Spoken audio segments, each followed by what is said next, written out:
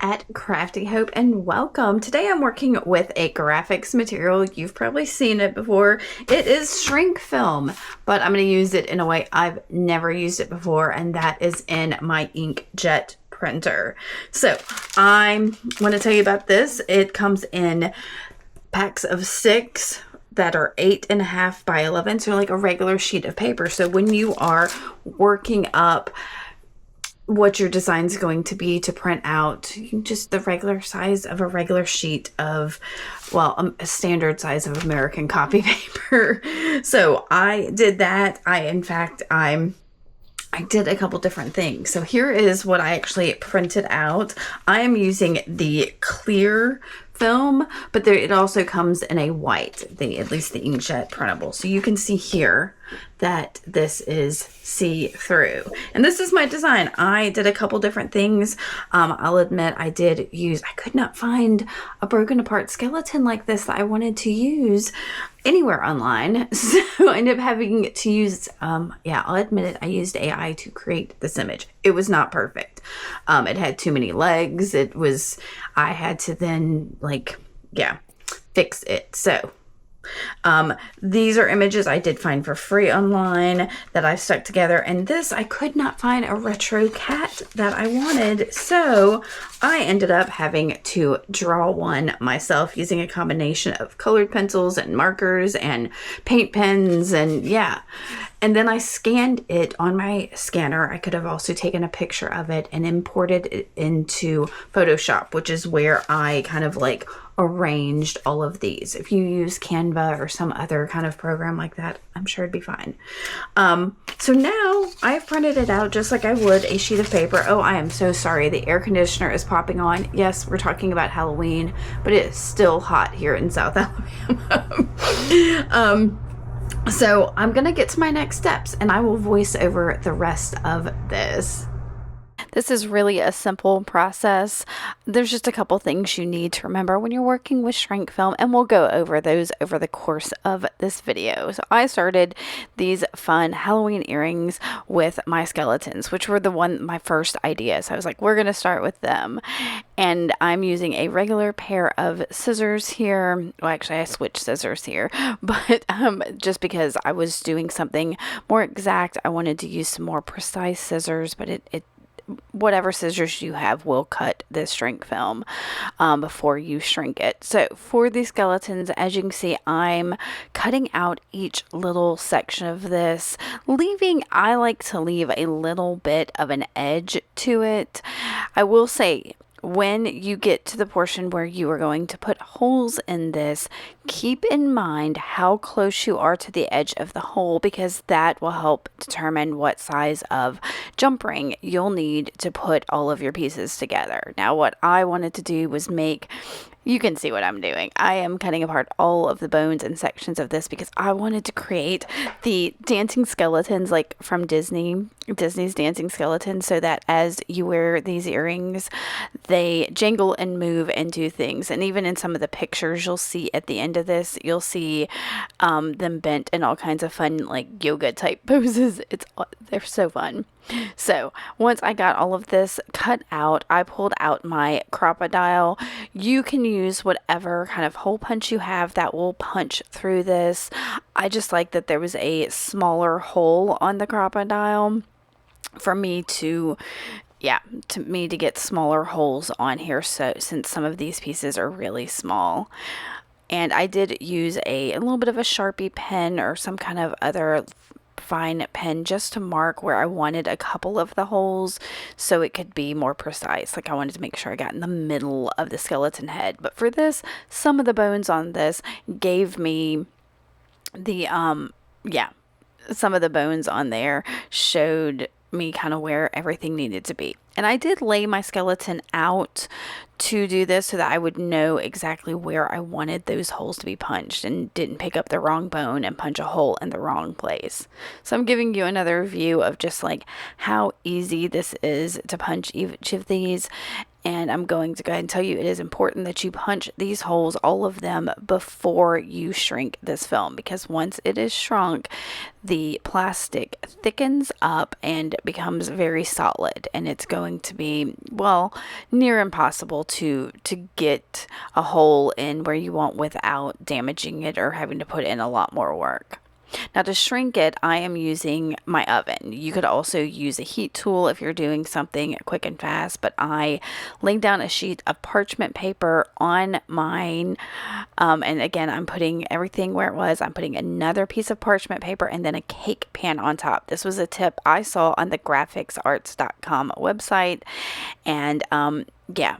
And then you'll set your oven and timer. Now, I definitely recommend you test out a piece to see like what works best for you. 300 degrees for 2 to 3 minutes worked great for me. So once I get mine shrunk, it's time to put it together. I am using 2 different varieties of jump rings, like a really small one and one slightly larger, just because of where some of those holes ended up. So the really tiny ones worked great on the ones that were on the edges, but I had to, you can see, I had to pull out some slightly larger ones for holes that I did not punch right on the edge, or that had to be brought in a little bit further on the shrink film. But it wasn't a big deal.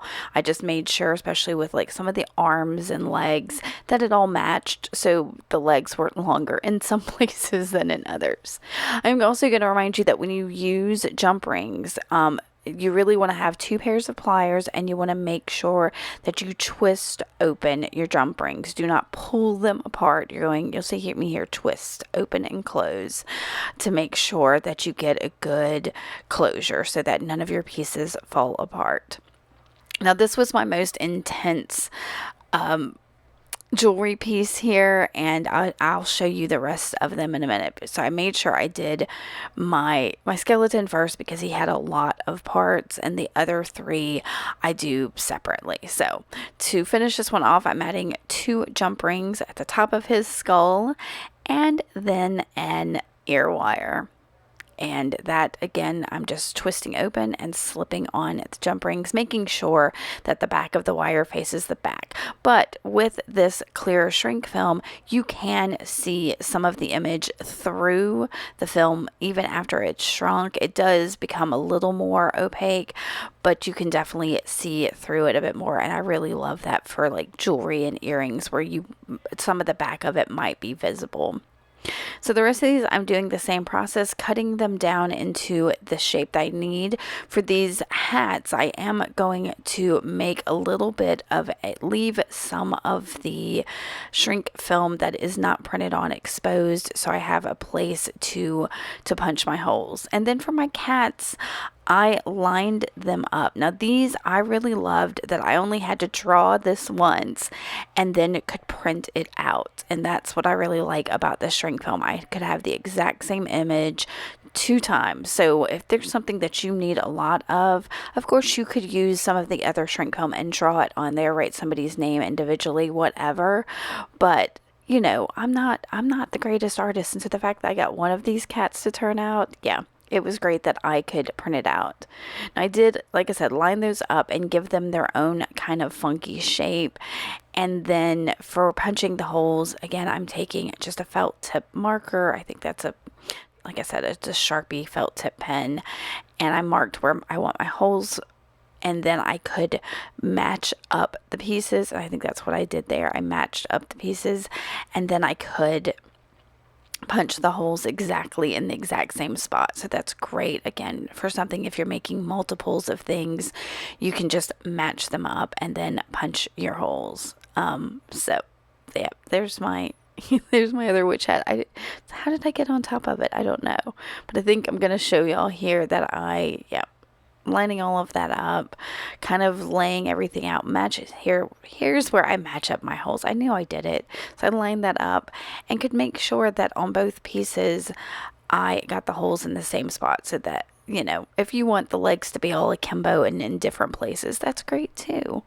So I'm going to punch the rest of these out, making sure that, yeah, and sometimes you do get a little bit of a dangly on the back of your hole punch, but I recommend like maybe twisting your shrink plastic just a little bit in your hole punch, and you'll get a cleaner cut on the back. I think I'm going to cut out, yeah. So once I got all of them hole punched, I shrunk them down. I did have a little bit of a problem with my little jacks. I got a little overzealous when I pulled my shrink film out of the oven with that cake pan on it. I pressed it down on top of the shrink film, and that bent under the hole that I had punched for my little jacks. So one of them basically didn't have a hole, but they gave me an opportunity to think of how I could use the other one because he was fine. So instead of earrings as I had intended, I'm just going to turn them into a fun little zipper pull or charm by going ahead and putting a couple of jump rings on there and a lobster clasp. So I found that, it's one of those happy accidents. I was like, oh, well, now I don't just have a bunch of earrings. I also now have a zipper pull. So easy enough. For everything else, I added the jump rings, but I had decided for my cats that to add a bunch of beads at the bottom, and I'm going to include that footage over on my channel, which you can find here on YouTube as Crafty Hope. And to see that video hopefully within the next day or two. So that is all. I hope you go to the grafixarts.com site, explore what they have to offer besides the Inkjet printable film. They also have other films in different colors that are shrinkable and lots of amazing things. Make sure you check out everything else that is on this channel for lots of ideas from Grafix and how to use their films. Thanks for watching, y'all. Bye.